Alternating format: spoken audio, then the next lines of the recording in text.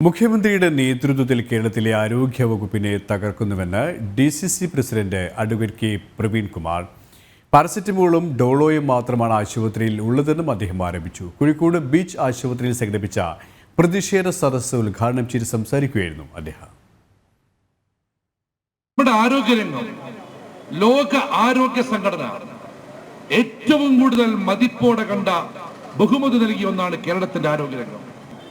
ആ ആരോഗ്യരംഗമാണ് ഈ പിണറായി വിജയന്റെ നേതൃത്വത്തിൽ ഇപ്പോൾ തരിപ്പണമായിരിക്കുന്നത്.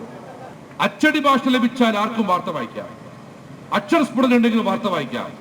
പക്ഷെ ഭരിക്കണമെങ്കിൽ തലയിൽ മൂള വേണം, ദീർഘവീക്ഷണം വേണം, ജനങ്ങളുടെ കമ്മിറ്റ്മെന്റ് ഉണ്ടാവണം.